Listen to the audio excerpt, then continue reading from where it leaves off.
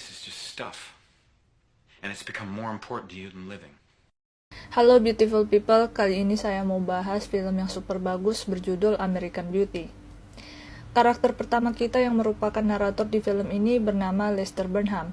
Ia adalah seorang pekerja kantoran yang tidak bersemangat, berprofesi sebagai seorang jurnalis di sebuah majalah. Ia telah bekerja 14 tahun dan membenci pekerjaannya.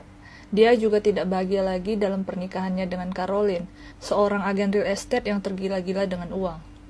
Putri mereka berusia 16 tahun yang bernama Jen, rupanya paham betul dengan kedua karakter orang tuanya, dan merasakan suasana rumah yang sudah tidak nyaman. Ini membuatnya membenci mereka. Selain itu, Jen juga tumbuh menjadi anak yang tidak percaya diri, padahal secara natural ia memiliki penampilan yang menarik, tapi ia selalu menutupinya karena takut menjadi berbeda. Kita beralih ke tetangga baru mereka, seorang pensiunan militer bernama Frank Fitz, yang sangat disiplin dan patuh pada aturan. Istrinya bernama Barbara memiliki penyakit mental katatonik, dan putranya bernama Ricky, seorang yang dianggap freak dan ingin hidup bebas. Ricky diam-diam berjualan dan mengonsumsinya. Ia juga suka merekam seluruh momen dalam hidup, bahkan mengagumi sampah melayang yang ia rekam. Baginya itu terlalu indah. Suatu hari pasangan gay yang ramah yaitu Jim Olmeyer dan Jim Berkeley memberikan hadiah pada Frank dan keluarga untuk berkenalan dengan tetangga barunya itu. Dan setelahnya Frank mengatakan pada Ricky kalau ia benci terhadap homoseksualitas. Kita beralih ke keluarga Lester lagi. Sebagai orang tua yang suportif, Lester dan Caroline datang menonton Jen yang sedang tampil sebagai cheerleader.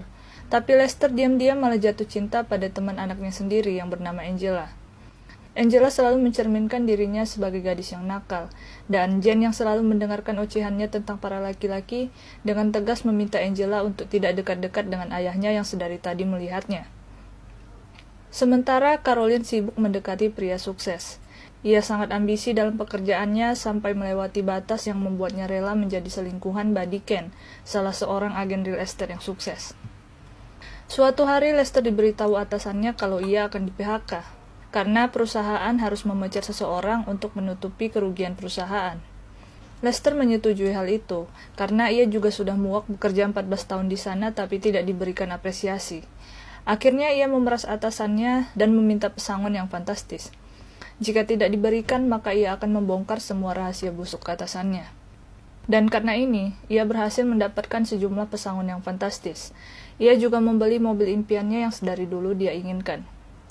Dan kemudian ia melamar pekerjaan sebagai karyawan restoran drive-thru untuk mengisi waktu luangnya.